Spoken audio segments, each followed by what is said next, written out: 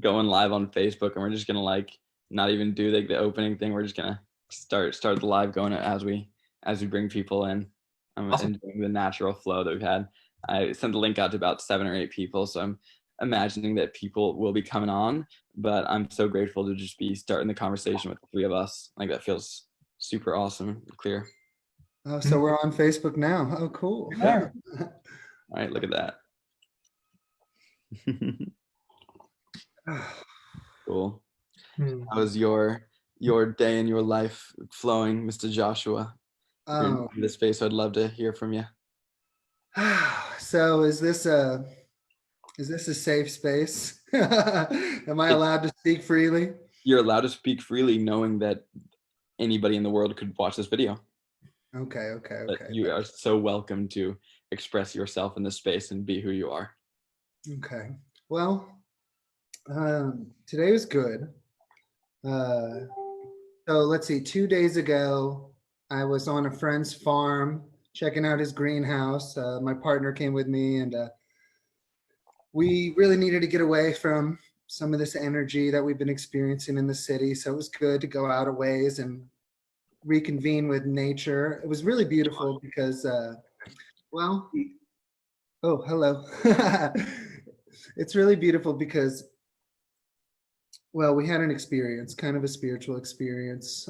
We all went up to an Indian burial ground and kind of held ceremony and set some really powerful intentions, and then distributed some sacred medicine, and had a beautiful, beautiful day with just so much love and energy. It was the heart space and clarity, so much clarity about everything that's been happening in the world, all the different things I've been feeling and all the theories that are flying. It was just, it was really amazing getting to be in that space and just kind of feel the centeredness, feel the presence of everything that was happening on, and feel that moment without any hint of fear. So that was a couple days ago. The next day I was fully processing the experience, very low energy, just in my feels, in my heart at home. But now it's day 3 and I'm getting back to life, and I'm becoming more proactive. So how am I feeling today? Oh, I've been really frustrated with people, with the general public, I would say. I've been really feeling called to be a kind of supporter of truth and deeper truth and awareness, and also the ability of a human being to speak that truth, even if it is uncomfortable for someone to hear. So I've been standing up a lot today for people and their heart and what they're feeling about all of this and where they are, and just not necessarily fighting for exactly what they believe in, but fighting for them, fighting for what they believe in, you know? So it's been a good day.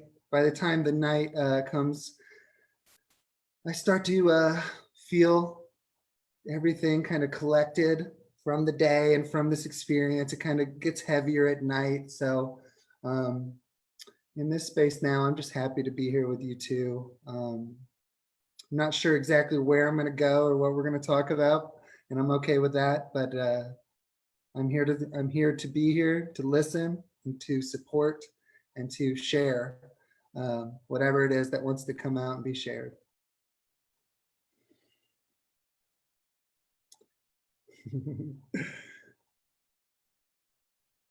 So you're muted if you didn't know. I did not know. It's amazing. Amazing. So yeah, I wonder what we want to talk about today. We could communicate about communication. I know that's been coming up a lot, and like I feel like we've been learning so many communication lessons through all of these Corona conversations, but it's not one we've had as like an intentional topic. It's been something we've been like learning as we've been going. So I'm curious if that's a topic that we all feel passionate about. Yeah. I know. Yeah. Let's do it. Sweet. Whoops. I had a question arise as you were sharing, Joshua. Would you be open to receiving it? Of Great. course. So I heard you say that you are fighting for individuals who are fighting for their truth. What does that look like? Like, what is your medium of battle? Yeah. Well, it's interesting because before this event, I had felt that I was very much holding a strong space of love, compassion, and acceptance for all people. And as this event has progressed, I've noticed a change in all humans. I've noticed a change in myself, but only as of like today, you know, coming through this experience of mine and everything I released and stepped into, I'm starting to feel the only thing I can describe, the only adjective I can use to describe what I'm feeling is spiciness. Yes. Someone called me jalapeno Josh, and I'm like, oh, I like that. Yes, spicy. Because where I'm at right now, I'm really sensing the deep indoctrination of human beings, and it breaks my heart because these people who have, in my view, the ultimate potential to affect great and positive change in human beings, but they're using these powers in the wrong way, the worst way that doesn't actually benefit everyone else. It doesn't actually benefit anybody. They don't see their potential because they are so ingrained in the system that they were born, in the society that they live, that they do not even have the capacity to look at what's happening abstractly and through another set of eyes, another perspective, another lens. So yeah, me fighting for people is basically encouraging other humans to stand up for what they're feeling, to know that their voice is very powerful and so deserving to be heard, that their truth, no matter big or small, is so valid, and just be there as they do share and be that rock, that pillar that says, hey, yes, what you're doing is right. It's good to ask these questions. It's good to have these difficult conversations. Do not be afraid. Do not let people's inability and incapacity to have these conversations make you feel like you're doing anything wrong or that you are hurting a situation. Nothing bad can come from deeper awareness, more communication. Isn't that what we're talking about? So that's what I've been doing, is kind of stepping in and saying, hey there, you, I see you. What you're saying, it does ring true. And because, you know, I'm waiting there through 5 other people who are telling them how bad it is, that what they're doing, that they're speaking on something in a way that they don't like.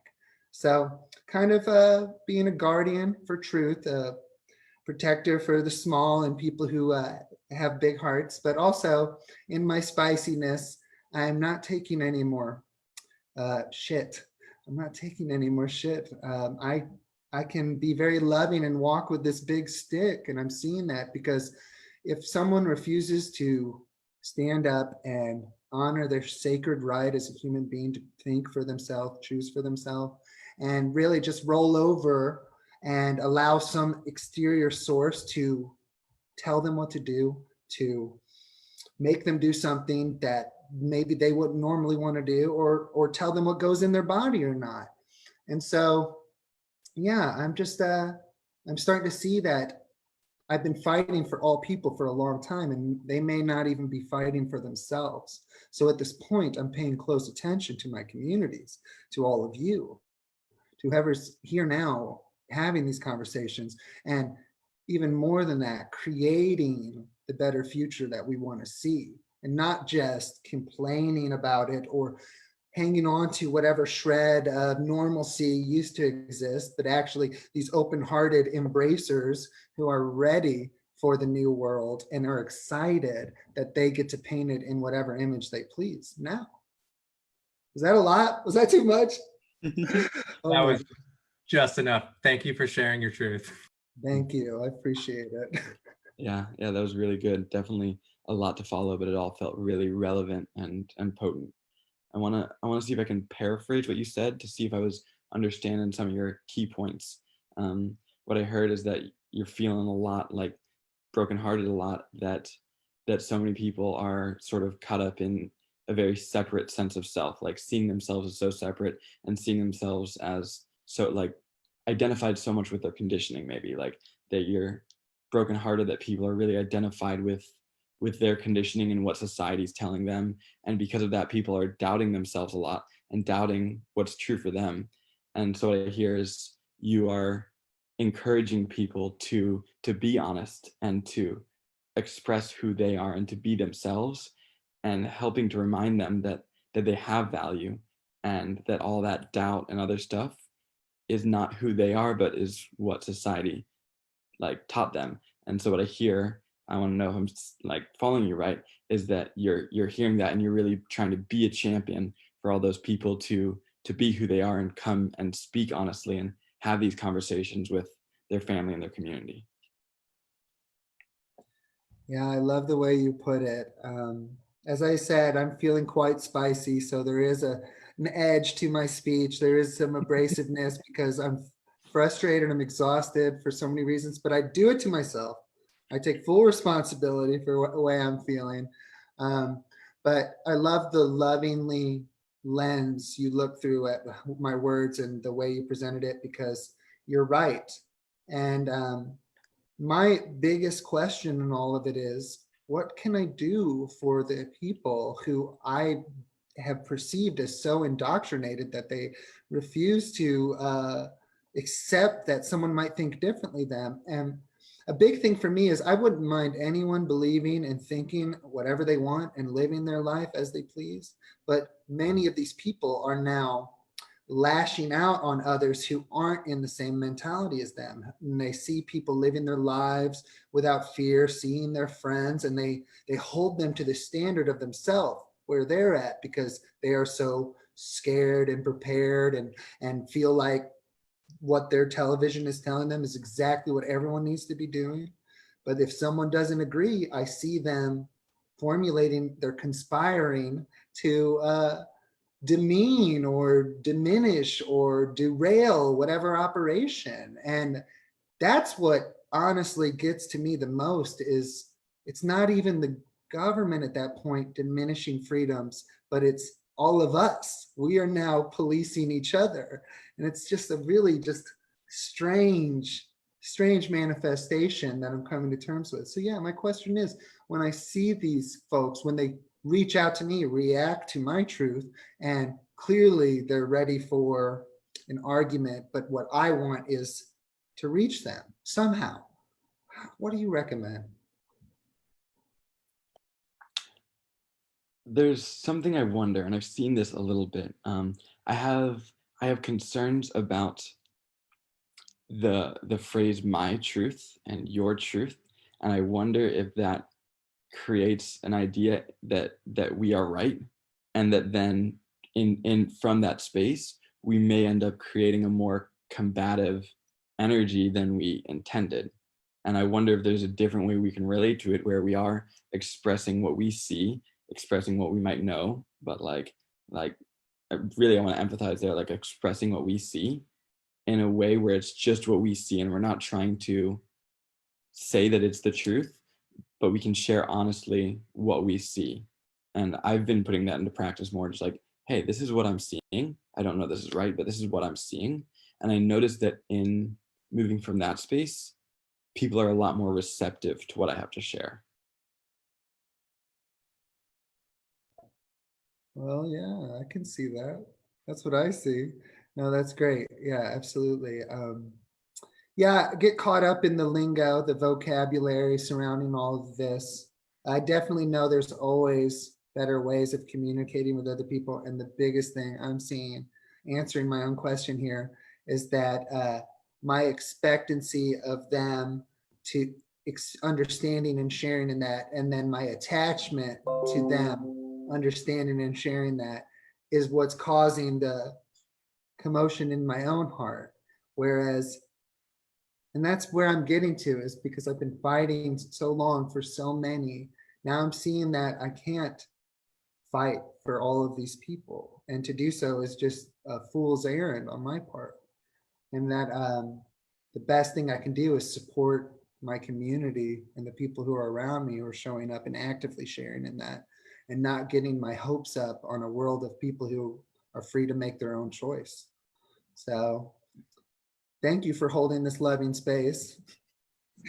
Like I said, I've been very frustrated, but I get it, you know, and it's coming through the waves, you know. Some days it's easier, some days really a lot of it just piles in, but I sense the wave is taking me now into a more patient space.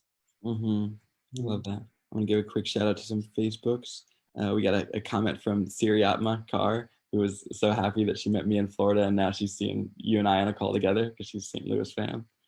So shout out. Hi, Siriatma. And then another Facebook one, Joe Buckalew, he was on here, but he doesn't have a mic, so he decided to listen from Facebook. Asked a question, which you might have already sort of gotten to and all that, but his question was, do you encourage people to feel differently about something than you do, who feel differently about something than you do, to use their voice? Like if someone disagrees with you, are you also encouraging those people to use their voice and express? Yeah.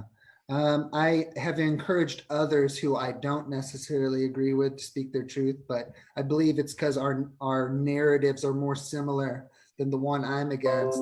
But for others, I have not been very patient. No, I have been releasing a lot of people who I don't even know, just people who have only come out of the woodworks today to argue about the things I meant. And I get it, you know. Everyone has something to say, but at this point, if I'm not feeling this reciprocated thing and it's from somebody I don't even know, it's just it doesn't matter to me. And maybe that's wrong, but I'm just being really more like mindful about where I'm putting this now. And there's so many people who I've only been connected with because I tattooed their sister 5 years ago, but we never had problems. And now here we are butting heads about this stuff. It's like, I don't know if I have time for it, because when I argue with indoctrination, it's like, I swear I've never experienced, we're talking about how unprecedented this event is.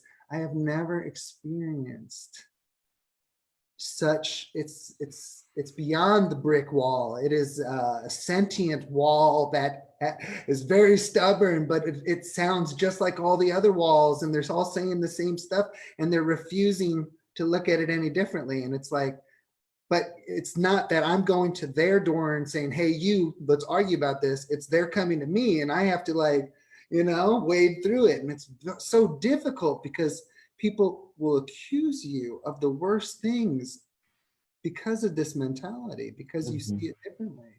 And that is, it's triggering. It is.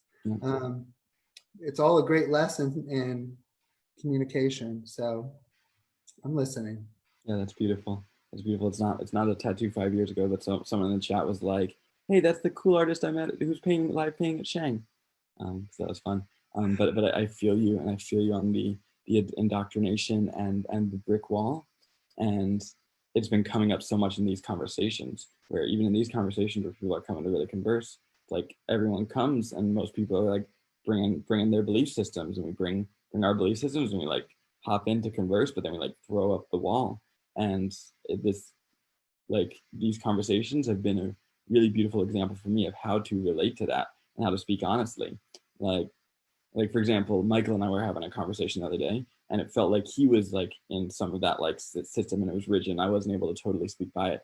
And I expressed to him, and we had an amazing conversation. And likewise, people have done the same to me, where I was maybe even being rigid and doing that thing you pointed out of like trying to fight against the indoctrination, which is almost the exact same issue. Like trying to fight it is almost the same problem in the first place, because then we're right and they're wrong, and it creates this whole thing. And so yeah, I really feel that, and I feel what a challenge it is, a beautiful challenge that we're really growing through, but of being able to communicate honestly, communicate without throwing our walls up, and how to relate to those who are choosing to put a big wall up, such that doesn't derail the conversation, and that can be what it is, but we don't have to like fight it. It's just like, okay, that's where you're going to be. Cool. You're going to say all that. Okay, cool. I'm going to be honest, but I'm not going to try and create a battle, because I've tried it and it doesn't ultimately get where we need to go to continue moving forward with communication.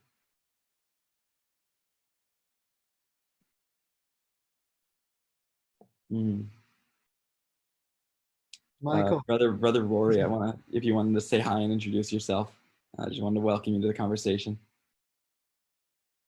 You're muted right now, though.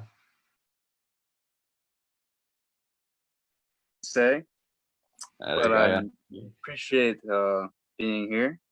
I'm glad to be participating, glad to be a resource, a listener, especially. I love to listen, and it is my favorite thing to do. I'm grateful to be here and use this opportunity in order to find a common ground and a common solution with an attitude that works for everyone, if that is preferable to any of you.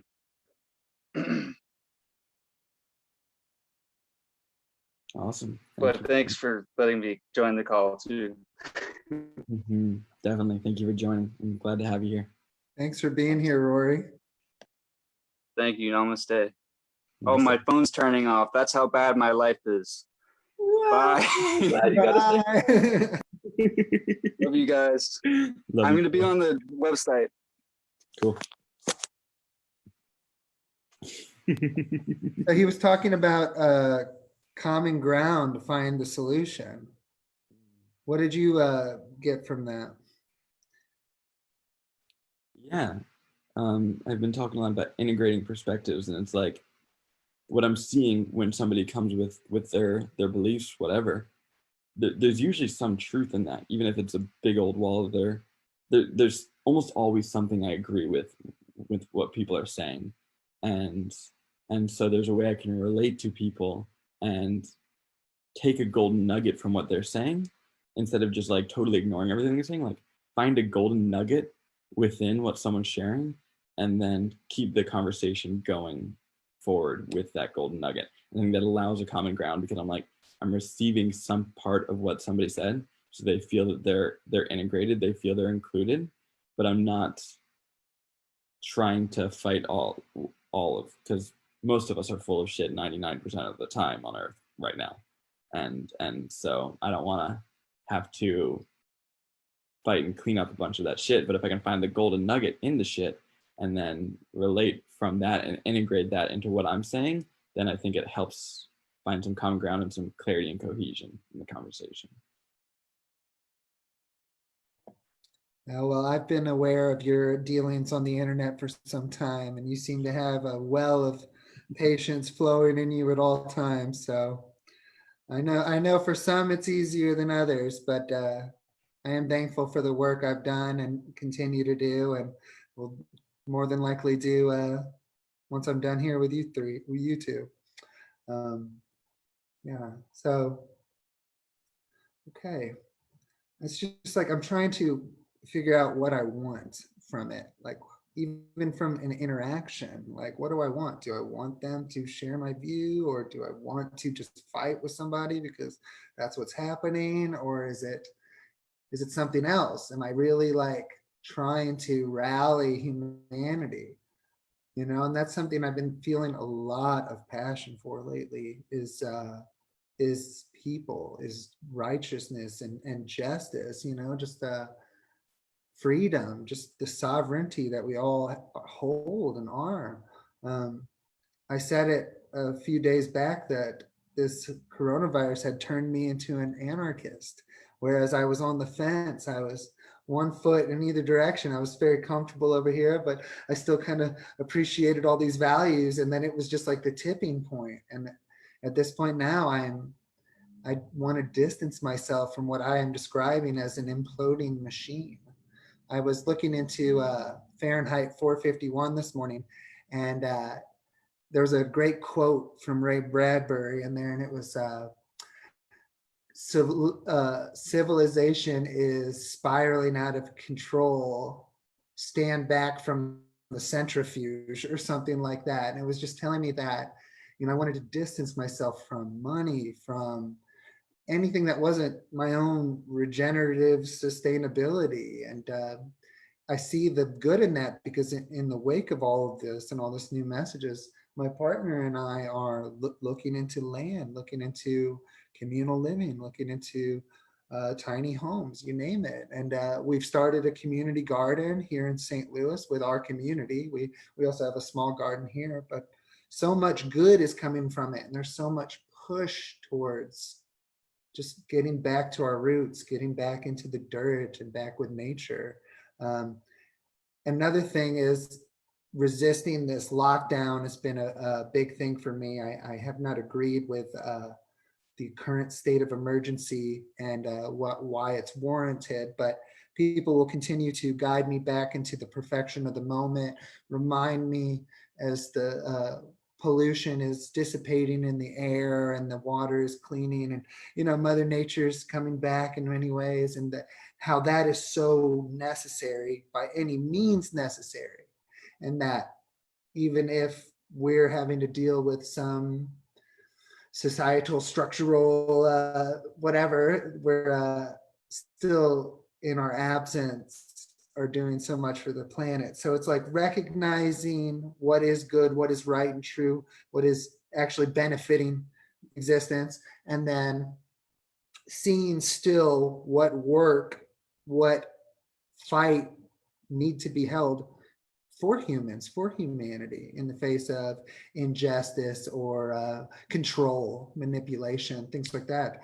And I see a great potential in this to rise up and bring the people together, bring them back to the earth, to where we are, and letting everyone know how capable they are to do this and how easy it would be if all of us participated and contributed it.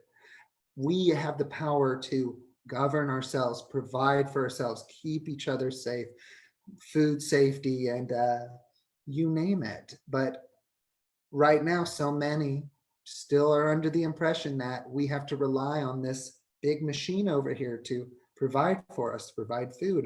And for many people, they do rely on it. And I feel called to teach and to share and to help people recognize that they have that power to do for themselves, for each other, and create a world where they do not need money and these other things to survive, but that we have actually created a space where everyone thrives, because between us all, we have everything we could ever need. So I know I keep blabbing, guys, but I'm just so passionate. I don't know what to do with it.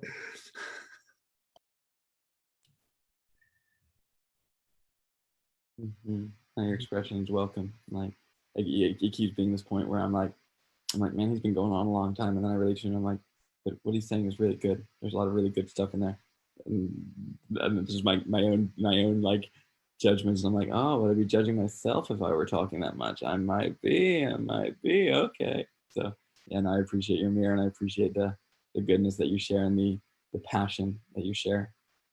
Thank you for sharing. I feel like Michael's got some good stuff to share as well. A lot has come up, and I've just kind of like giggled and like been grateful that it's come up and watched it go by as I really just drop into what Joshua's been sharing. The one thing that keeps coming back is just that, though, it's gratitude.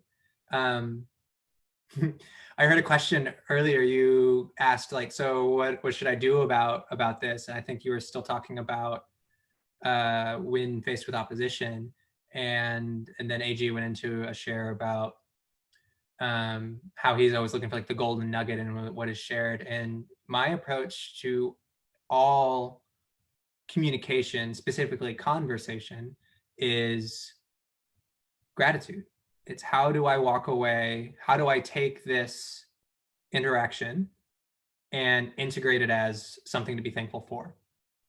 Even if it's the most like someone's blown up in my face, there's something there for me, and I can walk away with a learning experience and walk away with something to enrich my being.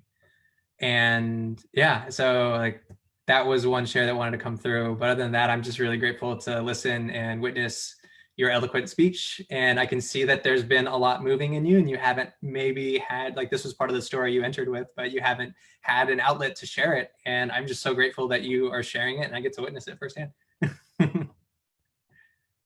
Thank you. Yeah, big thing is I just haven't felt truly safe to express myself in the usual platforms. And because the things I'm feeling are so new and so many people hold you to the standard of yourself. Like I've had people, because I've been so sweet for so long, any hint of anger, frustration, they're like, "Are you okay, dude?" And it's like, come on, I'm human. I'm capable of anger and expression. So thank you. Yeah, there is a lot moving through me.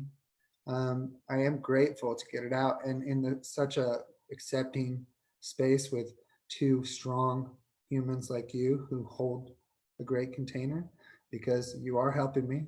I'm here for a reason, and much of it is, I believe now, that to help me release some of this lingering just like frustration so that I can come at this with my best self and my most open heart and actively creating the world that I want. That's what I want. I asked you, what do I want? And it's like, I want this world. I want the beauty. I want the goodness. I want sharing, communication, and just people working together. I have a question. I have a question, and I'm in the space right now where it's so relevant to the question I'm asking, because I'm like, is it okay to just speak when someone's speaking? And I'm in that space where that's like an active inquiry for me of what is acceptable in communication. Oh, I'm cool with it. See, I'm cool with it. So I'm going to ask my question after Michael shares what he's going to share. Would the two of you be available to use hand signals? You worked twice in a row now. Yeah, cool. So let's just, if we got something to share, let's just like give that, and then the person can do that. It's like maybe like two fingers like right away, one finger is like when you got a second. Okay. How's that? Cool. I like use that. your blank background, because I'm kind of blind, but I can see it if it's up on your wall. Yeah, somewhere. cool. So one finger is like, I got a thing to share in a little bit. Two fingers is like, it's pretty present. So if you want to let me in right now, I got What about 3 fingers? What does that mean? 3 fingers, I'm going. Hello. Yeah. And if we feel like it's burning in us, then I say let's like go for it. Like let's just explore what it is to be so alive in our communication and move beyond the societal norms of what's okay. Which relates to my question of what you were sharing. And my question is it a requirement to feel safe for us to express? Like I feel like oftentimes we wait to feel safe to express, and is that a requirement? Like, was it safe for Jesus to express? Not really, because he got nailed up on a cross, but he did it anyways. Oh my gosh, you're speaking to my heart. Well, a big thing for me is lately this thing has been making me not feel very safe with what the words I want to use. And I've been formulating some plans to the contrary of how I can kind of get around that so that I can, and a lot of it has been, should I release this fear? Should I say whatever I want no matter what, even if it's like crazy request for greatness and standing up and taking back what's ours? It's like, it's something I've been battling with lately. It's like part of me doesn't want to be afraid. Part of me wants to just speak my mind no matter what, because I don't know for sure if Big Brother's listening or cares, and I don't know, but I have this fear that I do know and that it's not safe, and it's like, so I don't. But you're right. It's like I yearn for the most open conversation to where I can just say whatever is on my mind without fear of repercussion. Or with fear of repercussion, and you do it anyways. But what is at risk? Everything. Have you ever been publicly humiliated on the internet? What's the risk if we don't share? What if we choose not to share, and then the world needed that truth and the world ends tomorrow? Like, what's at risk if we don't share?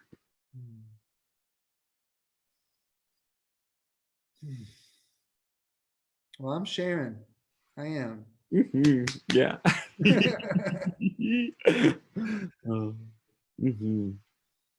wanted to bring in another Facebook comment. Buckles made another really good comment about the common ground thing. Like and he was talking about the golden nugget and the shit and all of that, and like love as the common ground, and like finding a shared love. It's like, okay, cool, if we all are connected because we all love permaculture, or we all love race cars. That's not really this anybody in this sphere. I mean, maybe it is. Who the fuck do I know? But like sharing something that we love. Maybe we love music. Like that's a very common ground for a lot of people. And so when all of a sudden we're connecting and that's something we love, like can create a field of coherence where all of a sudden we're like, oh, cool, we're all connected. And when we have that field, it's like, okay, we have a shared love for one another because we have a shared love for the same interest. And I think that creates a much greater ease for us to communicate about much more difficult stuff because we've got that common ground. So Buckles brought that in as like a deeper look at that common ground comment. Thank you, Buckles. Thank you, Buckles.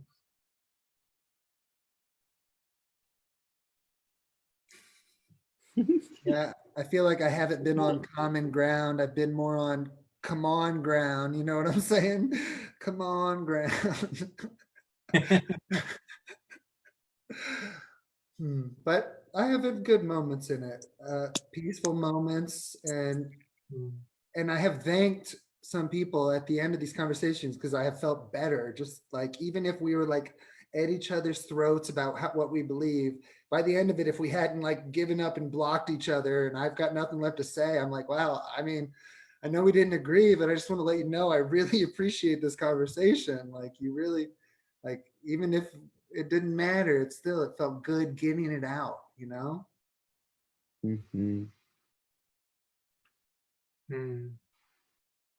Oh, Rory's got something to say. What you got? I always do, and I really hate it about myself. But I always listen too because I think a big part of speaking is allowing other people's souls to speak, and to listen is to bring the soul into manifest form, I think. And allowing God's plan through the soul, because he's in all of us, he, the universe, speaks through all of us.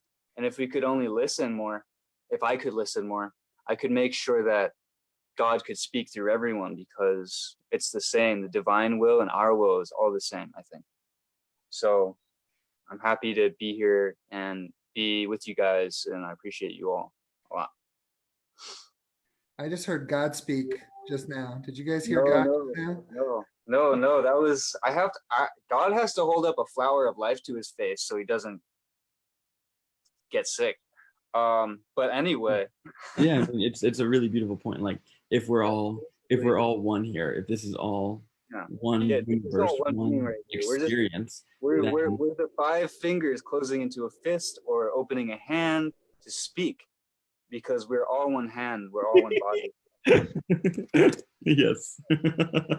Whatever's gonna happen next, obviously we're on the same team. And I think that the most important thing is that we know we can gravitate back toward the center. And no matter what, we can always find something somewhere for us. No matter what, just like you expect to take a next breath of air or something. I think that's the most necessary thing for a human, especially on Earth, is security, stability, and consistency. And that's what I appreciate in others and try to exemplify in myself. The most important thing to do is always be there for someone no matter what. And that's what I always am going to be. Because if you have a friend, you have a vibrational anchor, no matter what. You have a vibrational anchor throughout life. And that is the most important thing. And, you know, I just happen to have many tools that will bring us into the age of Aquarius, including a cure for narcissism, which was accidental. It just happened. Anyway, I'm glad to be in the position of knowing it, but it's not my position, it's all of ours. And I would be happy to disclose that information when appropriate. Anyway, I'm sorry, I'm speaking like I'm typing or something or writing. I'm not trying to. Anyway, I'm here to listen to you guys and what's going on in your lives as I attempt to keep my body and my phone working for as long as possible. I'm here to... Flower of life. Hey man, you got to do what you got to do. This is how you find the solutions. When in the dark, when in the greatest darkness, maybe there are 3 lights, but what that means about those 3 lights is that they're the brightest lights in the room. So once you find those brightest lights, they'll bring you back to heaven. So anyway, it's what everybody knows, I'm sure. Whatever.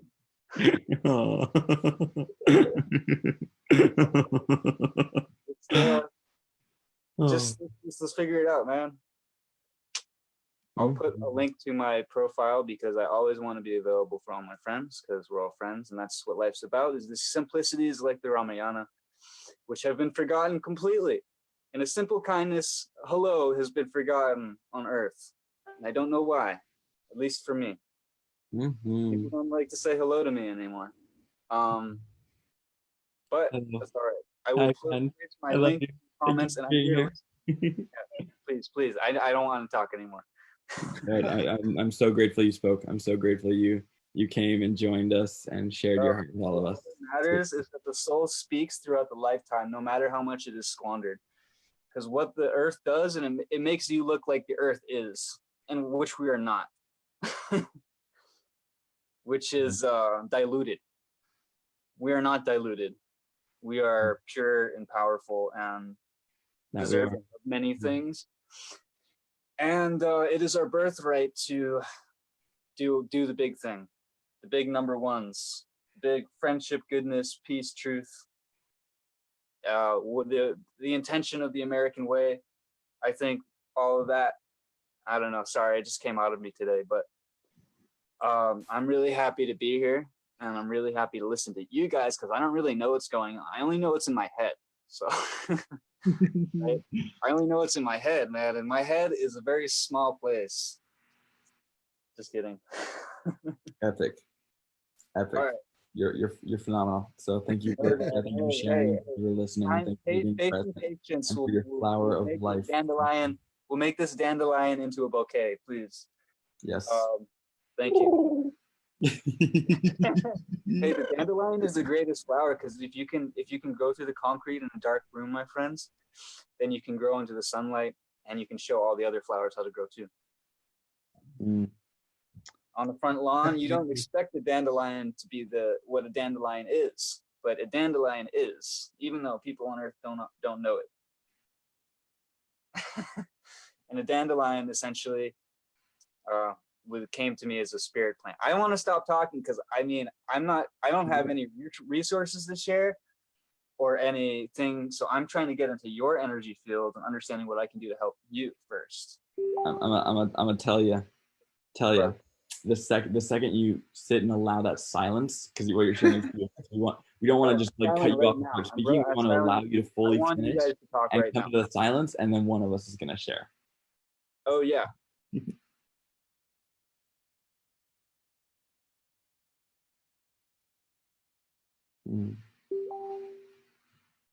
I love you, Rory. I love you guys more than you could ever love me. But there are no buts. I'm just waiting because there's got to be somebody. Somebody has something to say. If it's about, their dog or something that happened today, anything creates energy. And as long as, if we follow the energy, we get somewhere. If there's something on your mind, then it brings, some kind of joy or something. I don't know. But basically. So what do you guys want to talk about? Yeah. It could just be like tea time or something, and then we start talking about world domination or peace. Yeah, world peace is always a good topic, especially when so many people are talking about world domination. Like, might as well talk about world peace. I mean, we can acknowledge that there's people talking about world domination, and then we can talk about world peace in the same go. Yes. There's this guy with the really long hair has a great light and good perception of what's going on, I think. Yeah. What you got for us, Michael? I feel like you've got a really good share, so let's hear from you. Yeah, I'm sorry. Thank you. So a couple of things that are coming up. One is I also see, in my reality, I see a lot of people talking about world peace. I see a lot of fear of world domination, but those people are afraid to talk about it. Or they talk about it in a way that just doesn't feel real to me. So I do see a lot of people talking about world peace, but the share that's like really wanting to come up is getting back to the root of the conversation that I guess, the seed that was planted here about communication. And I wanted to just kind of like bring it back there, like rewind the fractal and see what came up specifically in communication. I didn't have a chance to read anybody who's present here on what communication means to them. And I was feeling the call to like pose that question and also share my own. I'll share my own. Yeah, could you say that one more time? I was just following up on something on the Facebook, and so just getting back to communication and asking each of you who are in the room here sharing what communication means to you. That was the seed question. And I'm just curious, I didn't go back and look at the thread after I posted what your takes on communication, what it means to you. And for me, it's like, I looked up the etymology of the word, and this is a website referring my understanding to a website, but it really rung true to me. And the root words of communication bring it back to the word sharing. Sharing is the communion. And I really do see communication as any act of sharing, any interaction is that communication. So communication can be conversation, which is sharing words, or it can be sharing of goods. That's a communication that produces, that's a transfer of information. And so looking at communication as anything that you do that puts information out into the reality, out into the universe, that can then be accepted as information and then have some kind of value then determined by the recipient. Looking at communication as that, like at its most abstract form, I think is really interesting. And that's the question that was seeded got me thinking about, like, so literally everything that I do and don't do is communication. If it can be observed, it is communication. So that took me like really deep in myself. I'm like, oh, so being in a way is communicating to the universe. That is like a baseline thing that we do. And it got me just thinking about a lot of things of like, I think communication is being the way I speak. Well, it is, but it's also that and so much more too. So thank you, AG, for posing that question. It really got me thinking deeply about like really reflecting on myself and the ways I present myself, not just in speech. Mm-hmm. Cool. Yeah, I think it's a really beautiful question. I appreciate the self-reflection. Appreciate you sharing. Yeah, I think what is communication? What does that mean to me is a really important question. And I also appreciate the direction we've gone at it in this chat, which is like not even what is communication, but like we're actively looking at how we communicate. We're actively exploring the ways that we communicate effectively and also the ways where we might communicate not so effectively. And so I think that active exploration reveals a lot because we've seen what doesn't work in communication. We've seen that the combativeness and all of that, and like being super resistant and defensive to another, it's like, which is not totally hearing another, I would say, tends to not allow for communication. And so it seems to me that communication is going to include listening deeply to what another is saying, listening deeply to what we're saying, and expressing honestly. So I think listening without bias, or listening with awareness of our bias, and then honest expression is two key points for me of what healthy communication is.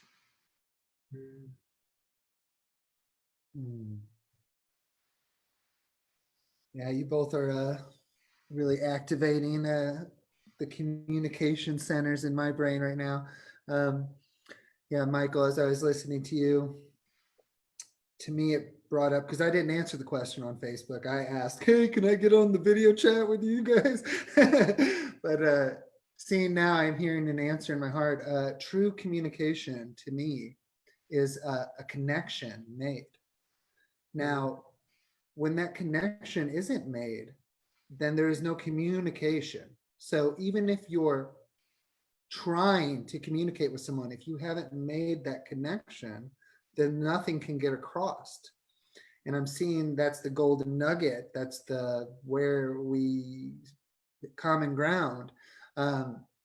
So yeah, I'm seeing that communication is this energetic thing. It's, if we're all connected in the quantum field, atomic level, we're all in the same fabric of space and time.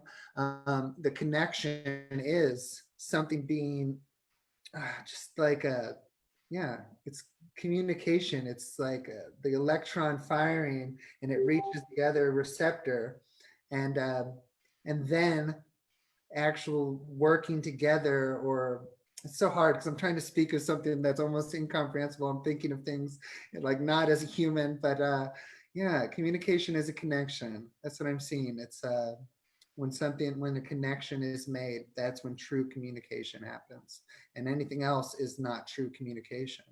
Mm-hmm. Yeah.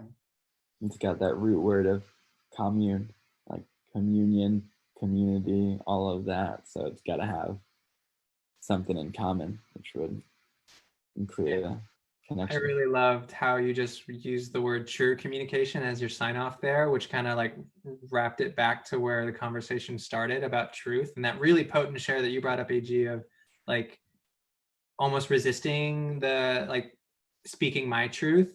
Well, yeah, if you're speaking your truth and it's not being received, then is it truth at all? Like that really like rung really like deep in me. Like, oh, okay, I get it. Truth is it's like it is like a consensus to a level of like it needs to be shared. There has to be a connection in that communication for it to be true.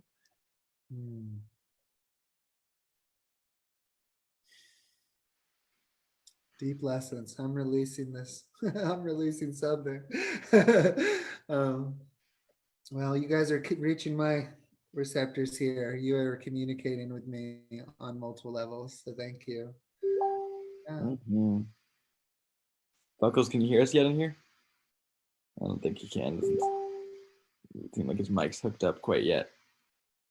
We'll see if it is. At some point, he'll be able to. Yeah, we can't hear you. No.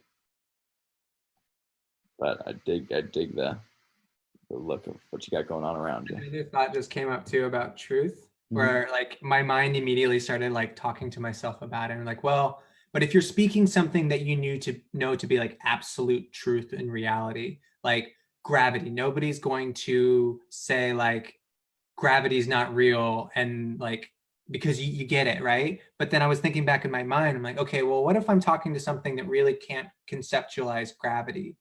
It's not true to them. And I thought back to, I was in my garden earlier today and there was a big earthworm and it kept on getting to the side. It was like moving across the soil and it kept getting to the side of my raised bed.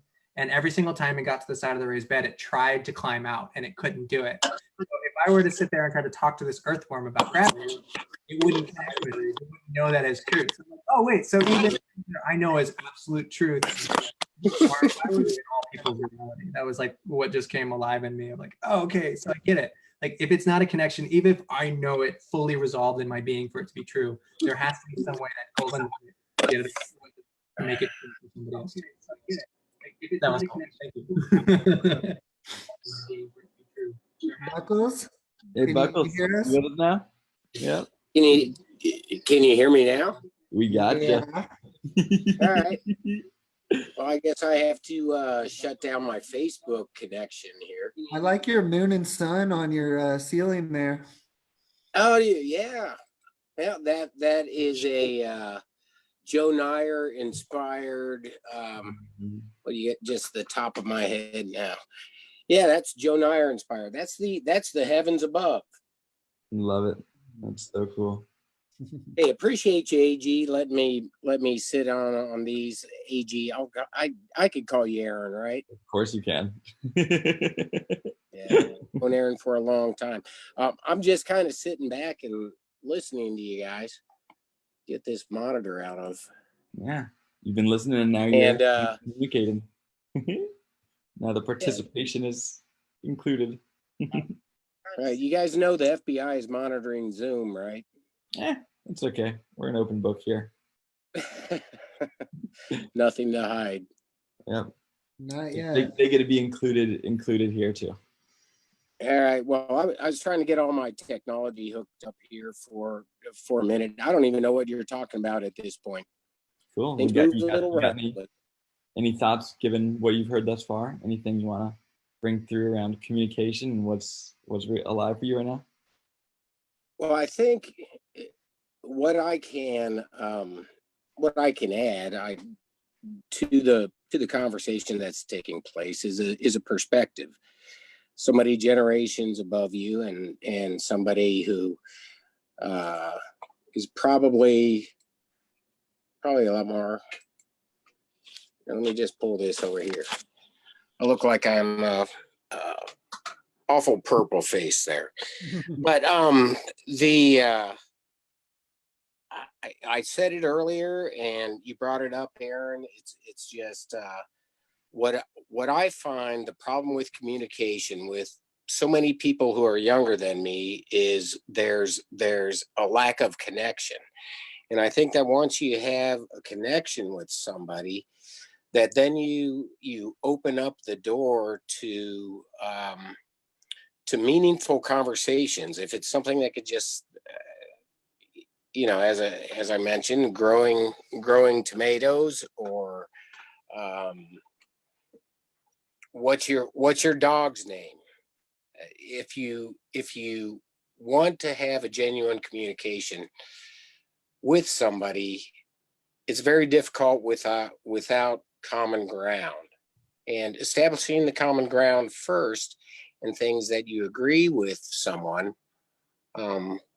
things that you have as a common interest is a good start. And then that golden nugget in the pile of shit can more easily be found.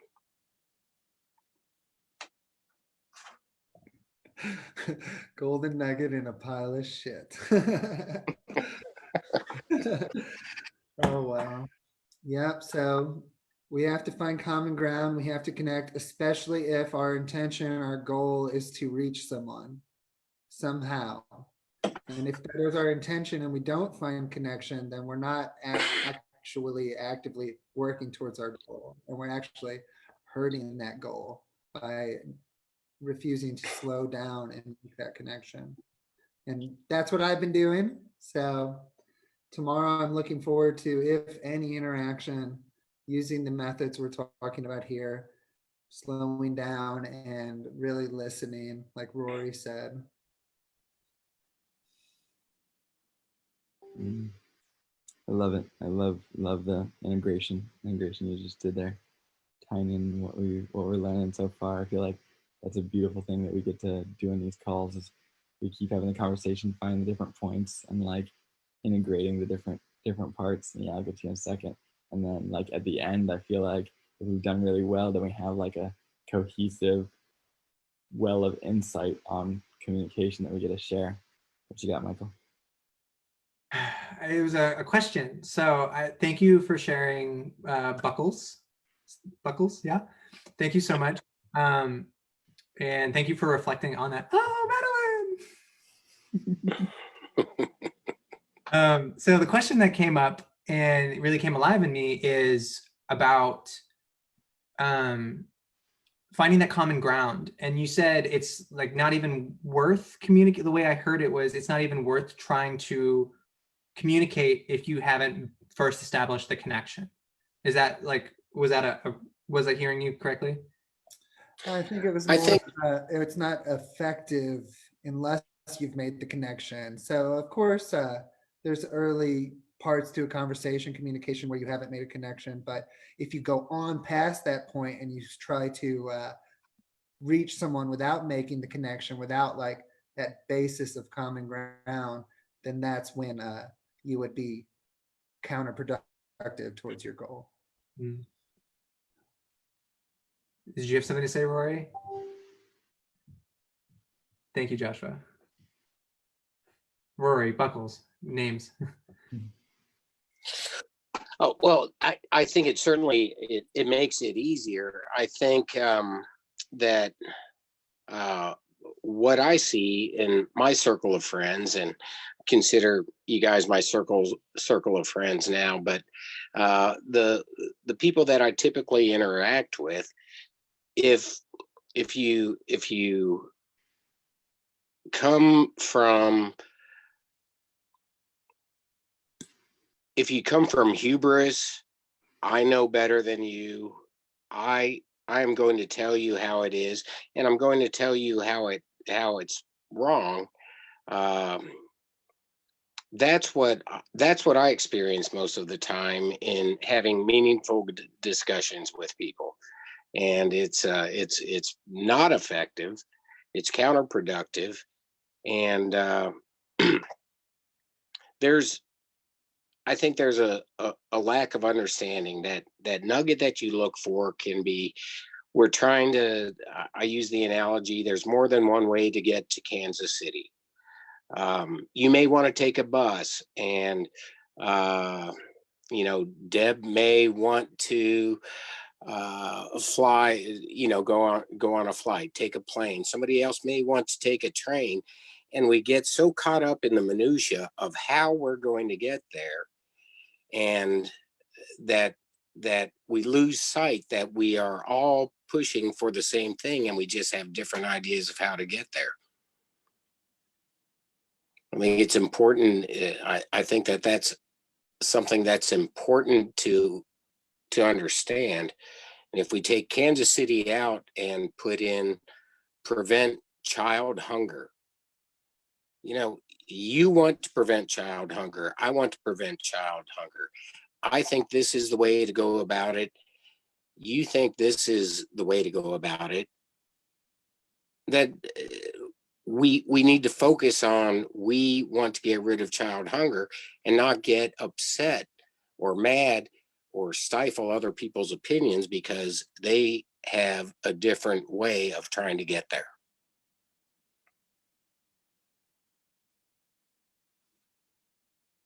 Thank you for the share. Aloha, Madalyn. Hi, Madalyn. Hi. Thank you so much. How you doing, sister?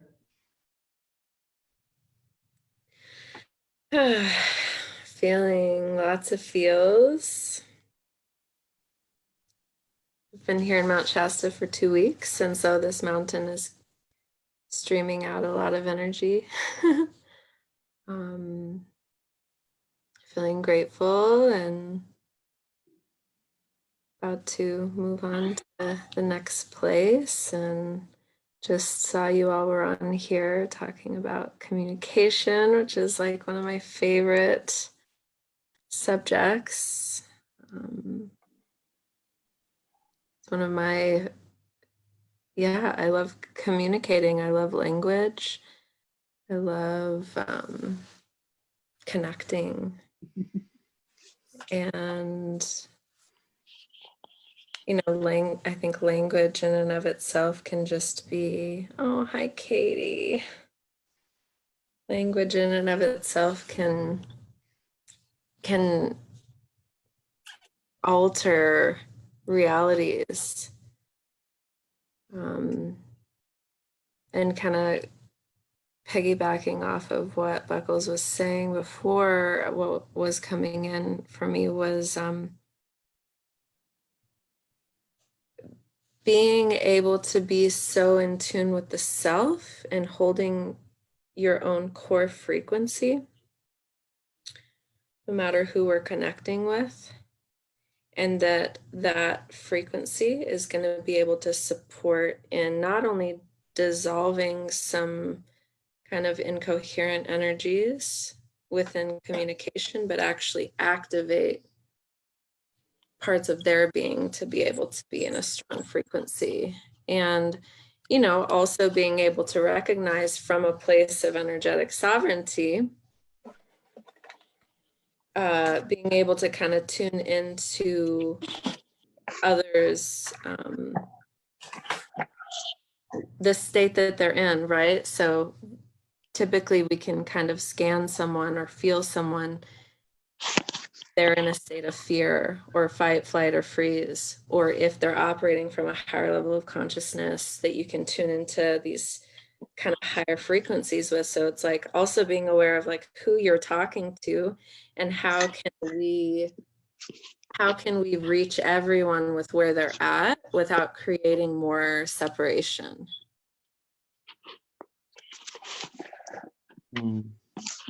Yeah, I feel like that ties right. Yeah, it does tie right into what Buckles was saying of like the common ground of initiating the connection first, finding, okay, we're here for the same purpose. We have the same values. We want the same thing. So we initiate that connection, and then because we have initiated the connection, then we can really tune into another person. Who is this person that I'm speaking with? What's going on in them, and how can we communicate together that we're able to actually speak? Because it's got to be that two-way street. Yeah.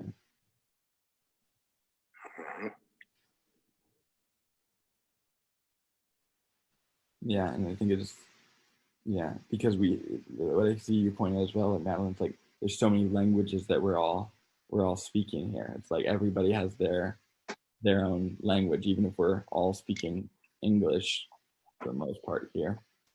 Yes, we each have our own different way of expressing what we're like expressing. We have different words we use and they mean different things, and it's so easy for us to isolate another person with the way we're expressing a language. And so for me, it's like this question of how can we be dynamic in the way that we're expressing, so that we're able to express I had to use, I'm going to say truth. How can we express the truth in whatever language another person can hear it in?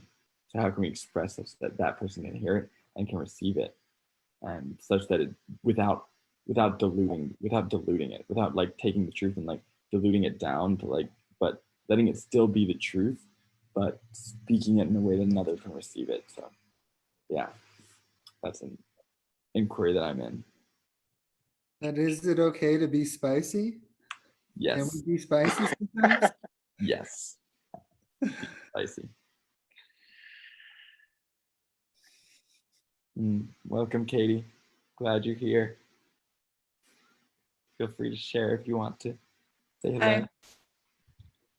I really like this conversation.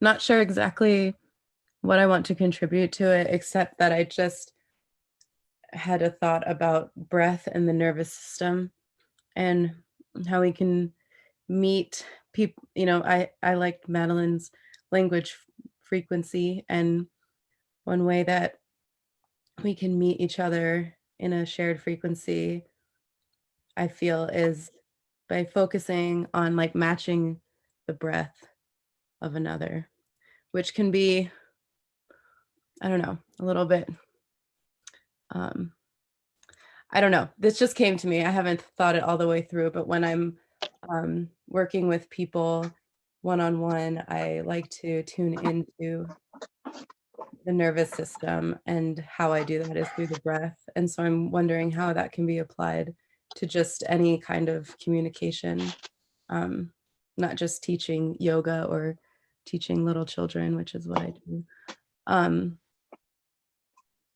Yeah, that's all I'm going to say right now. I'm just here. I'm just listening right at this point, and I'm going to pass it to Michael. I have a question for you, Katie. Sure. Would you be available to lead us through a breath so that we and anybody else out throughout time and space can tune in with the breath? Okay. All right. Yeah, right now I'm feeling my breath is like up here. For some reason, I'm nervous, I think, because I'm coming in the middle of the conversation. So I'm going to close my eyes, and I invite you to join me and focus on my heart, my center. And we can take a nice inhale all the way down to our roots. And hold it for a moment, and then let it all go with a sigh. And then one more time, just so gently, not forcing. Don't need to make the breath anything special. Just breathe all the way in. And then sigh it out.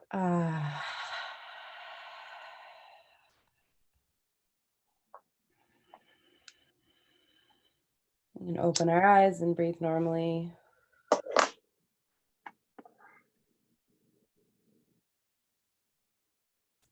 And if we were all sitting in the same room, we could look into each other's eyes, and we can still do that, but we just don't know that we're looking, whose eyes we're looking at. I'm looking at all of your eyes. Thank you for that, Katie. That was really wonderful. You're very welcome. I would love to talk more about the nervous system, Katie. I'm so glad that you brought this up. This is something that's been really strong in my field this week as I've been navigating, being in, I'm sure like many of us, in a household with other people during this time when the stuff comes up, and there's no running away from one another. And one of the things that I noticed a couple of times this week was when I was needing to enter into some more challenging conversations with a brother of mine. We would be, speaking and communicating in a really good way. And then there reached a point in the conversation where all of a sudden the energy shifted really quickly. And the other wanted to, it was like more like be defensive and fight versus just witnessing what's happening. And I remember like asking like, hey, what's your breath doing right now? And it's like, oh, it's really shallow. And when our breath is in that shallow state, it puts our nervous system in a sympathetic dominant state, which is fight, flight, or freeze. And so our body actually thinks that we're like having to survive, like this is what kicks in when we like need to run from like a jaguar or some, like we're in danger, right? So all this adrenaline begins to flood in our bodies. And so whenever we can create a pattern of memory within our body to breathe deeply, slowly, and we practice that when we get into these states with if our breath is coming out of alignment, and we can witness that within others when we're in conversation. I work a lot in ceremonies and group councils and things like that, is that when there's been a lot of energy stirring up in the field, that could be activating certain things for many different people, because we have no idea what people's pasts are, their past traumas. They could be having a trauma response from something that you said that they're not even actually aware of, right?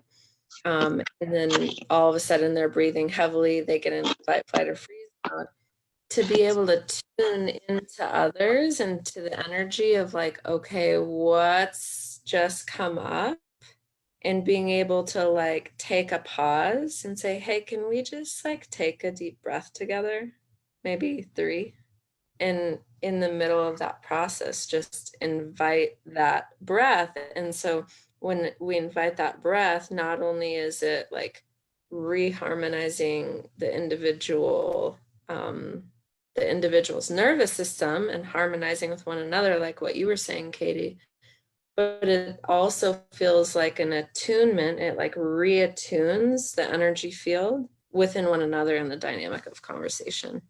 And when the breath is in that slower rhythm and your nervous system it goes into rest and digest. And so we're able to actually digest what the other is saying instead of feeling the need to attack or defend ourselves. We can actually just receive what's happening and tune in more deeply with one another.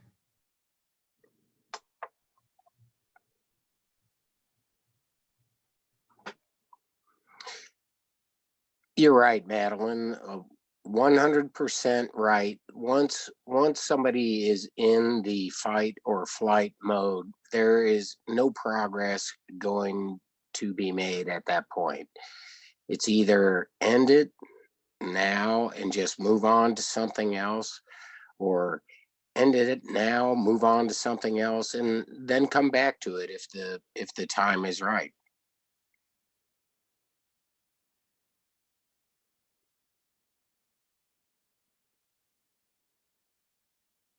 And that's gonna take patience from all of us. If we're gonna build what we're capable of building here. If we're gonna create what it is that so many of us dream of creating, then we've got to be able to communicate effectively together, which means we've got to be able to be patient and present with one another. And present with one another means present with nervous system, present with breath, present with all that. Yeah, go for it, Josh. I'm seeing that we're not meant to create with everyone. And the expectancy of the potential of all human beings to create and how. I'm seeing that we're not meant to create with everyone. So you can't be getting all up in your field about conversations people aren't willing to have, or the ones that they are having that just aren't going the way you want. I mean, I'm seeing more, it's just a lot of listening awareness to where everyone is, what they're experiencing, what they're feeling. Often, you know, most of these discussions are happening in the comment sections online. There's no opportunity to breathe. And it's a sad thing, because when you express your calm and others are triggered by your calm, and then they bring up your family and your partners, your loves, that and they start acting like you're endangering them as well, just by refusing this current norm. And I'm not making excuses. We have to learn how to handle anything that comes our way, but I'm such a firm believer in every human's own responsibility to know what's best for them, know what's best for you, what I know what's best for me, and it's like it just it's tough, and you have to employ every ounce of patience you have in your body, in your heart, to have these kind of conversations. Oh, sorry, I've been so I've been so combative, and I'm just processing and releasing so much tonight. I'm feeling so humbled by this, guys. Thank you so much. I love what you said, Josh. It's so good. Like the first thing that you said in response to that about we're not meant to create with everyone. Like there cannot be, like, that is a truth right there. That is a truth.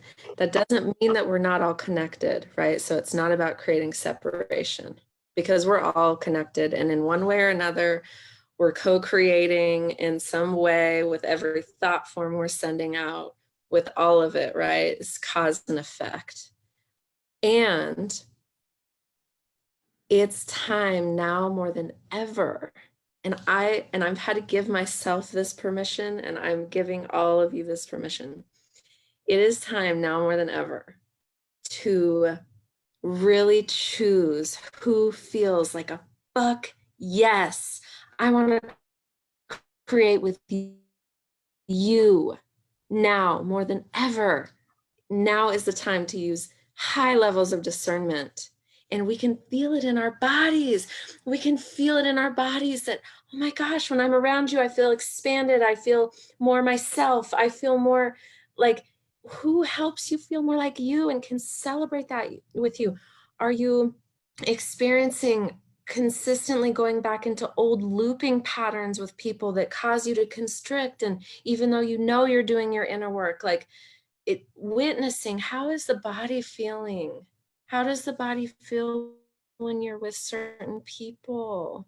You know, the people that are a fuck yes, that's your tribe. That's who you are to co-create with. The people that your whole body says yes to, that all of you says yes to, and that just because you don't co-create with someone in your close circle doesn't mean that you're not loving them. Because that's been one of my biggest challenges, is becoming a victim of my own love, a victim of my own unconditional love, that I continue to stay in close relationships with people that actually that I don't fully trust, that I can't fully trust, and that I don't actually feel fully safe with emotionally, or all of the parts of me, that it's like not all of the parts of me feel fully safe with this person. And so it's like knowing that we can still love these people. You know, we can still love people in our family, we can still love people in our community, and that doesn't mean that we have to closely co-create with them. Thank you, Madalyn. Yeah. So what I'm seeing, for me at least, what I'm seeing, thank you, Aaron, is that my focus, instead of directing it at what is remaining from life before this event with people, and trying my best to shake them, wake them, you know what, to focus more on those in proximity to my heart, my mission, that I'm already seeing, that we are already co-creating, and even more so now because of what's happening. And now I wanted to say on top of that, can you tell, any of you, now in these moments, that those connections are becoming stronger, that the people we are meant to create with, and the ones that we jive with, vibe with, and make us feel like home, they're coming up and forwards, and we're seeing each other clearly. I've already begun a couple projects with some other people, and we're already formulating this new life with a few others that just make us feel exactly how you described, Madalyn. And I felt that the other day when we were with these friends, and just the medicine and the land, and oh my gosh, and it's like, that's what I want. So that's what I'm saying here in this whole message, is I've been really fixated on who I have perceived as indoctrinated human beings, because something, I wanted to get them there or something, but you know, and I could still do that, but through my own creation of, and working together with these other beings towards this goal. And that can be that inspiring golden nugget that guides others that way as well, or into their own utopian, amazing heaven on earth experience.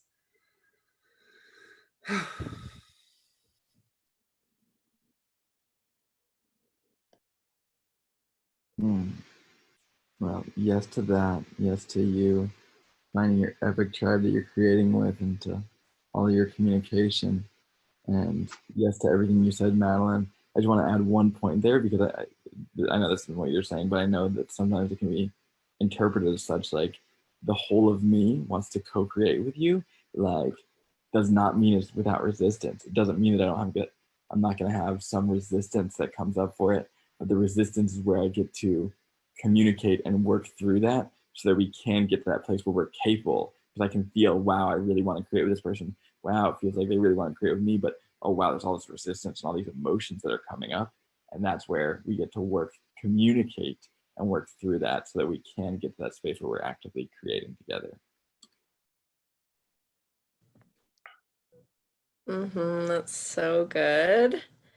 Wow, thank you for bringing that through. Because I mean, it's an invitation, right?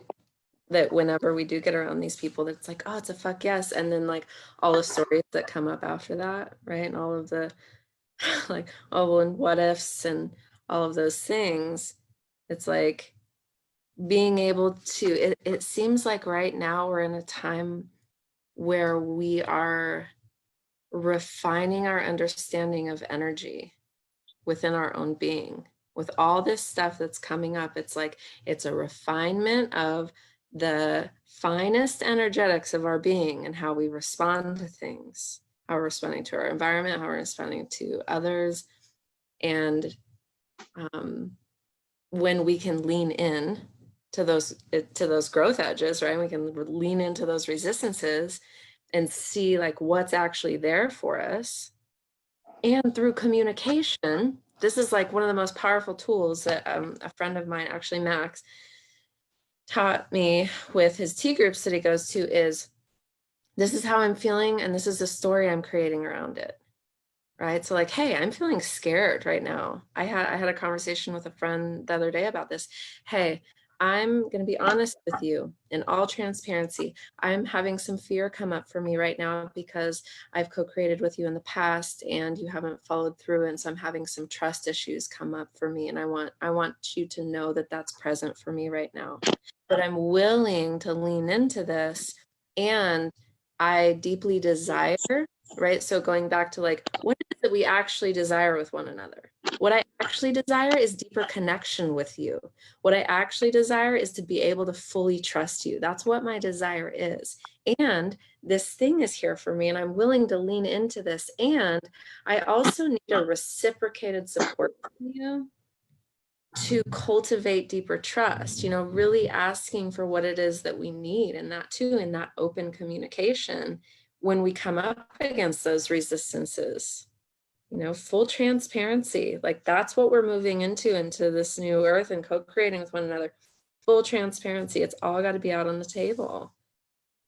And if we can't move through that within our own being by ourselves and like actually shift the energy, then like maybe let's go to a friend and say, hey, like, can you reflect maybe something that I'm missing in this right now, even before going and taking it to another.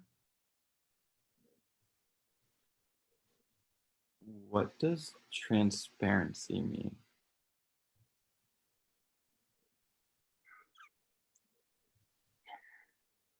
To me, it means being fully honest and clear in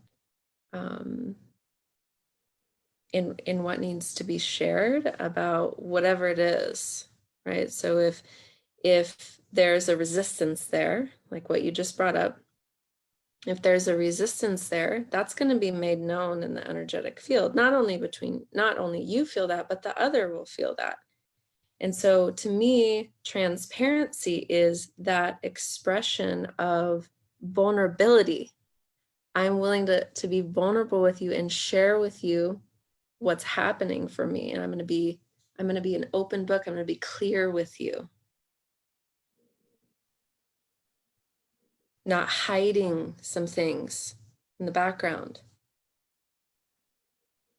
Because when those things get hidden, they're going to come out somewhere. They're going to manifest somehow.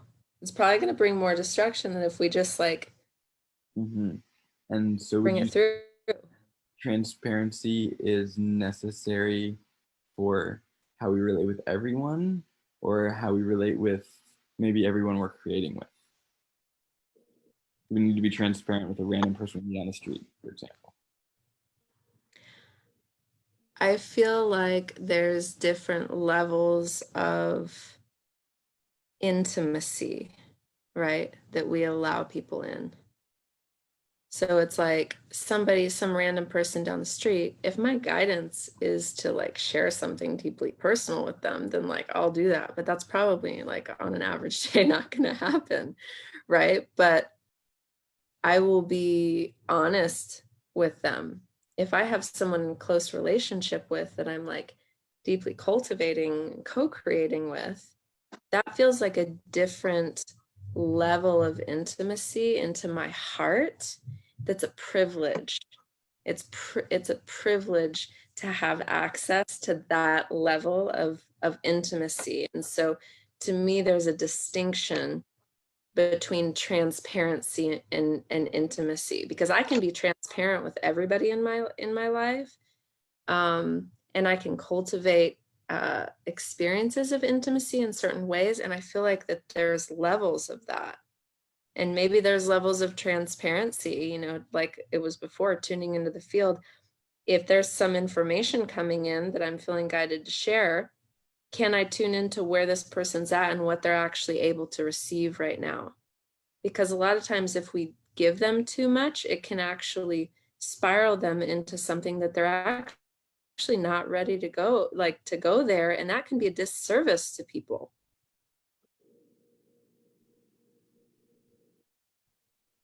Did that answer your question? Yeah, no, super on point, And like one thing I've often said is tactful transparency. Like, be transparent, but be tactful about what you share. Like, because sometimes we want to, like, speaking personally, I want to share everything, and then I share everything, and I'm like, oh, I should not have shared that. I think about how that was going to impact the space as being any of that, and so yeah, I'm all about transparency, and I love the part of awareness of how we're sharing ourselves, not from so much from a place of I need to protect myself, but from a space of I want to be aware of what I'm creating in the space with what I'm sharing. And if there is, I think with transparency, what I think typically I think about is being genuine, being a real person, being not playing the part of this or that, not I'm on this team or I'm on that team and I'm just going to put out what I'm supposed to say, but it's something that you genuinely feel. Madalyn, great point.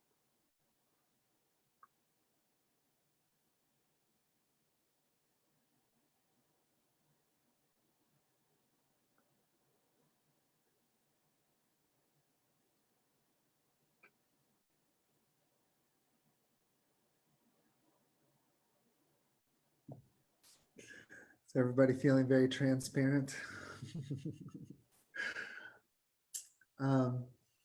Yeah, transparency to me, a lot of it has to do with feeling safe. I feel like I've been transparent with people in the past, and it has bit me in my ass. Then they have turned my vulnerabilities against me in a way. So when I think of transparency, I think of the people closest to me and who am I most willing to share every thought, feeling, vibration, you know, something like a best friend who will hold space for you while you vent your day out, you know, like say everything that you probably would never say to anybody else, but they let you get it out because you know that at the end of it, they're going to guide you back into your heart and direct your intention back into love and patience with yourself and others. So being transparent, yeah, it's just full on expression of any moment, anything you're feeling or anything you're holding on to that you want to let go, you know, it's a beautiful thing when you could feel so transparent, when you're able to just be whoever you are and no shame. And shame is a thing too that comes from within. So no shame of your own, no, it's just all open acceptance, trust, and love. So yeah.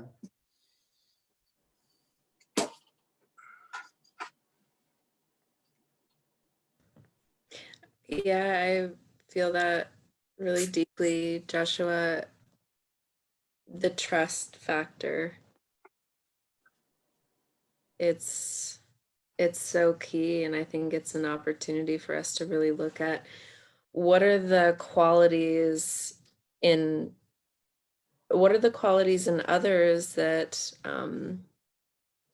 that allow me to feel safe in being transparent, right? And then how can I offer that to others?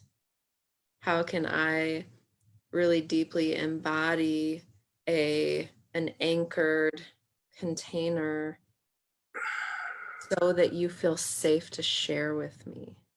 And what does that look like? And recalling the ways in which others have done that for me. What were the qualities that I was experiencing from that person that allowed me to feel safe and supported, and that that person was trustworthy?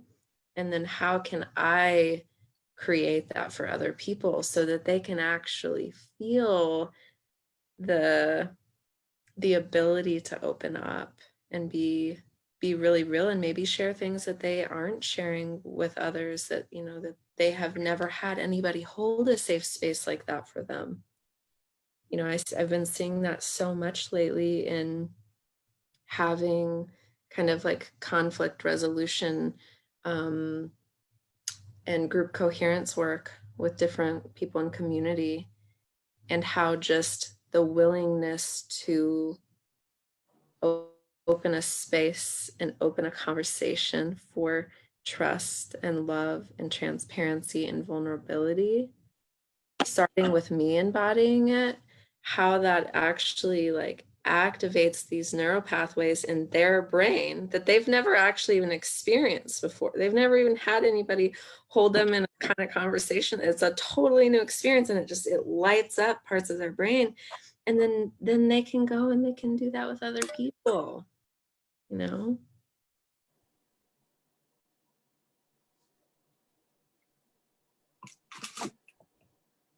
I just want to say that I love all of you. And Madalyn, it's so good to see you. Oh my gosh. And all of you, Adrian, Michael, Buckles, Katie. This has been really good for me. I just want to share that. I know I've probably talked about myself this entire time, but I'm a Leo and I'm allowed that.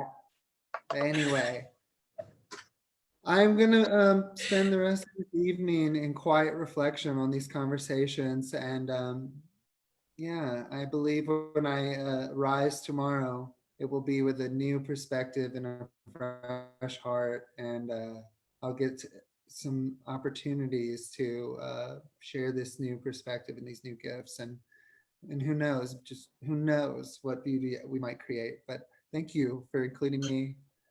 Love you. And yeah, this is really good. Keep up these conversations with each other during this time, and keep holding space for each other.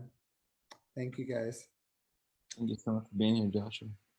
Joshua, because I'm a Leo too, I have to state that I'm also a Leo. Thank you for When's your birthday, Leo? July 29th. When is I'm yours? the 26th. Ah, amazing. July, the first week of Leo is the best. It's the yeah, truth. it's true. Yeah. All right. We're going to talk more about this later. All right. You all have a lovely evening, okay? Yeah, thank you so much for being here, Joshua. You're amazing. Thank you. All right. Yeah. Bye.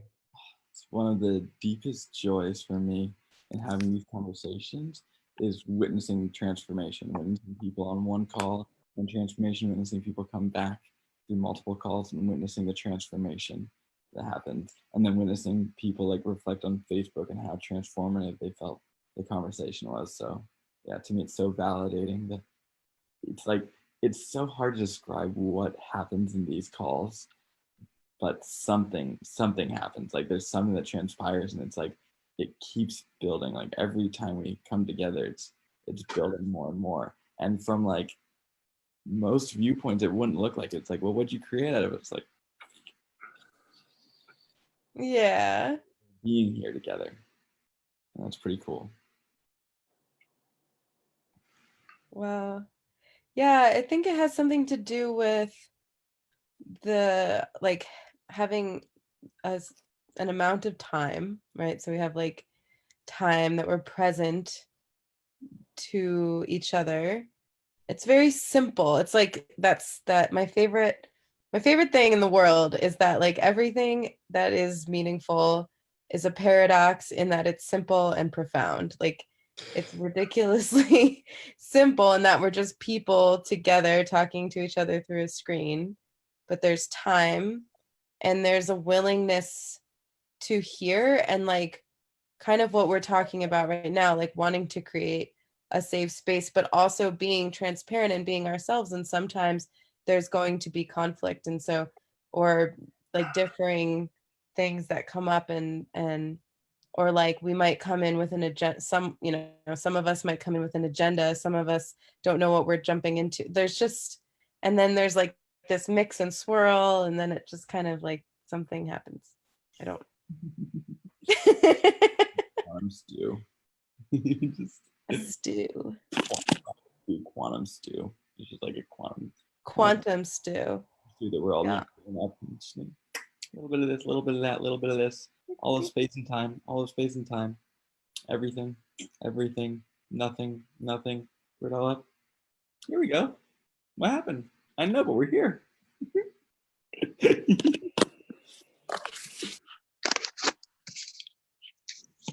Oh. Wanting to reflect the gratitude for the container, and also sharing that I see a lot of the same transformation, and I really appreciate that too. In like each call I've been a part of, I've seen someone else go through some kind of transformation, some kind of transformational thing, some kind of metamorphosis. And I've also, in many of them, gone through my own process in seeing that change and being able to deeply reflect. Like in this call, it's been really powerful, just like honing in on one thing that's been repeated several times, of like seeing and knowing who your people are and who do I really want to create with. And that question has been on my mind. And through these calls specifically, I've even seen a lot of those people show up.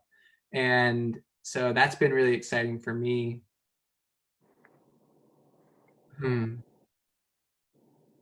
Yeah, gratitude.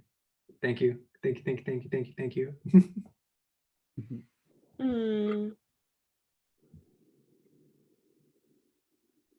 Yeah. It's been a joy having you continually be here. I know Michael and Katie probably are right about even on number of calls present on. Yeah, both of you have been present on just about every single call.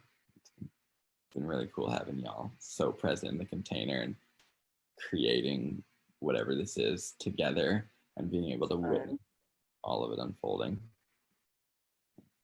Yeah, thank you for holding this. It's been fun. It's, I don't have much going on right now, so it's nice to have like a regular check-in time. I don't think any of us have much going on. Right. Oh, if only that were true. I have so much going on. I mean, I do actually just moved, and there's actually tons of stuff going on, but yeah, it's like, that's another thing. I mean, we could go into this topic, or I don't know if we want to, but just how, well, I don't know. I don't know. Just how, I don't have my work schedule or my social, like out in the world. I live in Boulder, and there's always things going on, shows and gatherings and ecstatic dance and all kinds of things that I, go and do all the time. And all of that is not available. And yet there's so much to accomplish still that I need to do, including like time to just rest and relax. And it's just interesting to me how even without all of that other like stuff that I fill my schedule with all the time, I'm finding that the days seem to go by super fast. And I'm like, what did I even do today? How, I don't know. It's very interesting. But I did move. I mean, that's a huge thing. What? Who was talking? The same thing you did yesterday is probably, if it's like my life. Are you in the middle of a move, Katie? You're moving from one place to another? Yeah, so I just moved 2 days ago or 3 days ago. And I'm like 80% done. I still have a few things to do, but I'm here and I feel so good to be like through that. That was a huge, intense transition that felt really extra challenging with all that's going on. Have you moved far from where you were before? No, I've just moved from like Longmont, which is just north of I've just moved like one town, I don't know, like 15 minutes from where I was drive. So didn't lose friends or no, anything. and I've lived in Boulder, you know, for like in this area for going on 5 years now. So I actually moved in with friends. So I'm really happy. Yeah. Good. Yeah, thank you. Thanks for asking. Nice. Super good. Yeah, I'm super glad you made it on this call, Buckles. Yeah. So Yeah. Buckles, Joe Buckalew here, is an old family friend of mine. And him and my dad, also Joe, used to have a lot of discussions. And I feel like you two saw things from a very different perspective, but you guys would, what would you call it? You'd spin the jewel, right? You'd look at it and see all the different facets. Wow. That's right. Spinning the jewel. And that's what Joe and there's not a wiser person I've met in my world. And it's the, he taught me that spinning the jewel is the important thing. And what he meant by that was that you look at things from from somebody else's perspective. And that's how that's how you can really gain knowledge that if I remember we were having a particularly heated argument at one point, and he said, I think we need to stop now. But the important thing is that we are talking. So we're not going to stop now because it's the interaction, it's finding out what other people think. And I know Joe had a great heart, and Joe knew I had a great heart, and the things we wanted in the end were the same, but how we wanted to get there was many times diametrically opposed. It was I'm going to Kansas City by train, and he's going by hitchhiking, and we would argue about how we were going to get there. But we'd lose sight of the fact, or I guess what I should say we didn't lose sight of was the fact that we both wanted to go to Kansas City. Nice. You know, when you first started talking about that, the going to Kansas City, I had some memories come back of when I was living on the road and traveling with an ex-boyfriend of mine. And in that journey, I kind of like, I was much younger, in my early 20s, and I just kind of like came to a realization. I had been traveling all over this country by like hitchhiking, and then eventually we got a car, you know, just like moving around in all kinds of ways and having to depend and rely on people. And when you're in that vulnerable position, you see things, and there's miracles that happen, and disappointments and all kinds of stuff. And I kind of came to this realization one day that was like, again, the simple and profound was just like, wow, every person that I've met and every person that I see really just wants to be safe and secure and fed and comfortable, take care of their family, have the means to be able to take care of their family, and just like live in, you know, a relative state of peace. And I had not understood that until that moment, just like how simple it is that we all kind of want the same thing. But what you're saying, yeah, like the road to get there seems very confusing, and like it can be very divisive, like the way like we can fight and argue about about the means of transportation to Kansas. And I had this memory where, like, okay, so picture my partner and I, like we were dreadlocked hippie people and with backpacks and like dream catchers hanging off of our, you know, we just had a certain look, and we were in the panhandle of Florida or Mississippi somewhere, and this person just came up to us, and he was, you know, he came up to us and he's like, you know, I'm just like you. Like we weren't in a conversation. He just came up and said, I'm just like you guys. we just look different and act different. And he's like, maybe I like hunting and maybe you're vegetarian, but like, trust me, I love the earth. And it was such an interesting thing because he just felt so compelled to come talk to us. And we had this whole conversation about, and it really hit me like that, like hunting can be like a way to appreciate animal, like the earth in a way that I had never seen. And I don't know, he just assumed we were vegetarians. But anyway, it was just an interest.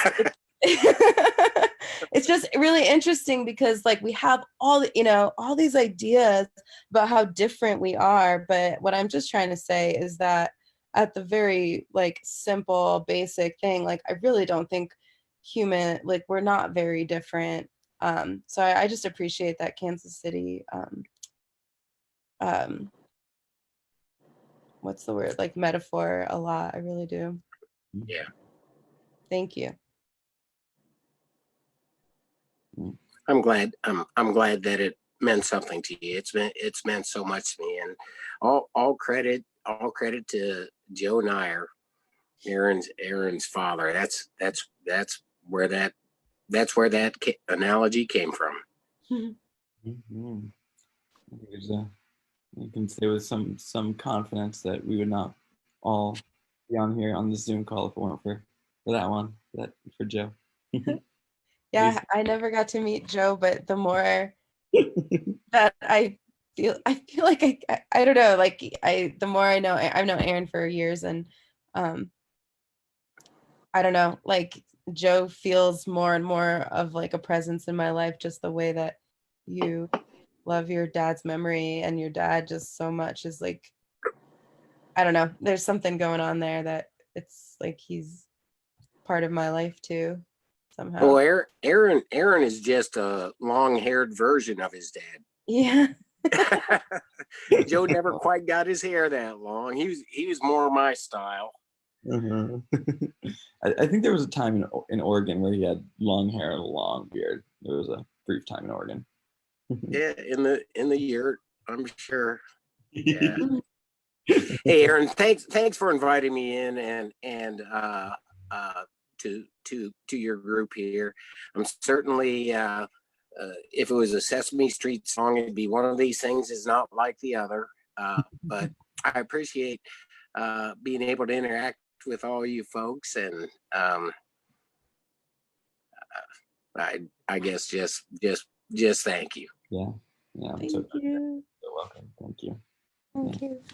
It would be boring if we didn't have a little more diversity in the mix. Yeah. One of my favorite things about these calls is when people get on expecting everyone to have the same perspective and then realize that we don't. Right. It's fun.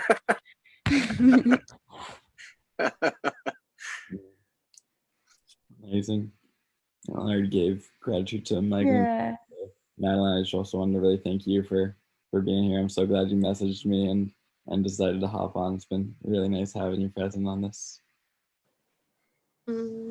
Yeah, thank you so much, and would love to join more conversations whenever it aligns. I'm getting ready to get on the road again tomorrow. Not really sure where we're going or what we're doing yet, or but if it lines again for me to be on here with you, I would love that. And also, if any of you wants to join a conversation with me this Saturday at 11 a.m., thinking about you, Gabriel, my conversation I'm going to be holding to support people in creating group coherence around talking about sexuality with one another, and how can we engage in these conversations when we're living in community, or whenever we've got a tribe of people that are co-creating together in community, and have clear conversations and transparent, authentic conversations where we can create containers of safety for one another to feel like they can be authentic with one another, and also honor themselves and honor each other in the process, and to help create greater coherence within the group. So going to be 11 a.m. this Saturday with me if you're interested. Awesome. Thank you. Is that Hey, 11? Madalyn, put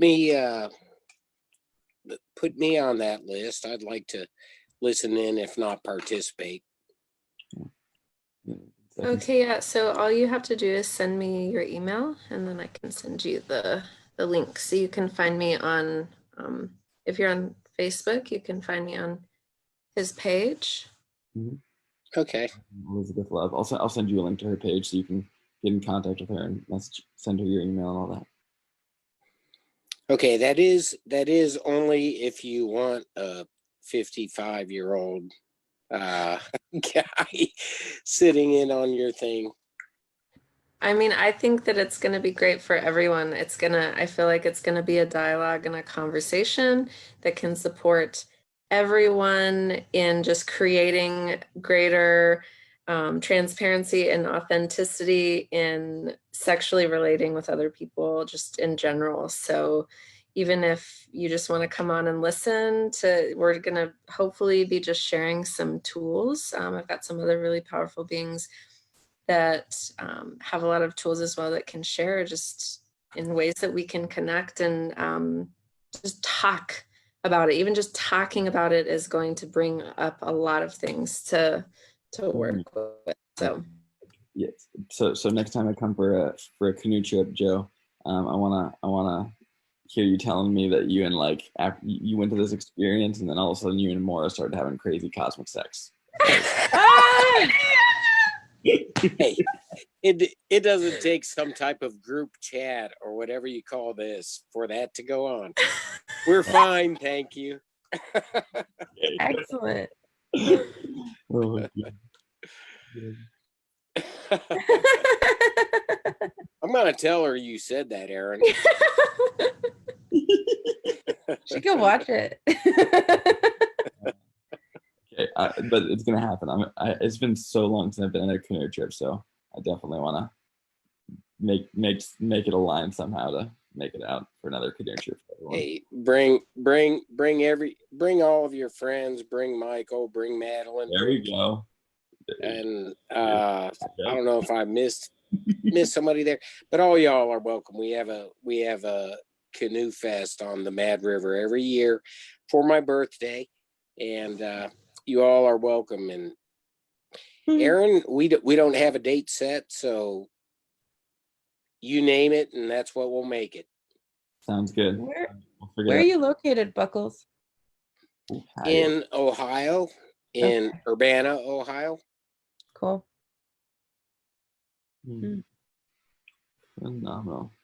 Anybody else have anything they want to sign off with? Plant into the field before we sign off? I'm good. I love you, Kate. I love you, Buckles. I love you, AG. Yeah. And funny, I was thinking about you, Madalyn, right before you logged on tonight, because for a while it was just me, AG, and Joshua. And I was thinking back when we were hanging out, you shared that me and Joshua and AG were like all kind of the same expression, like same spirit. And here we were in a room. And then that's what got me inspired to get on the call. I saw you three on there and I was like, I need to be on here with my friends. Oh. I love you all. Well, I'll see you soon. mm-hmm.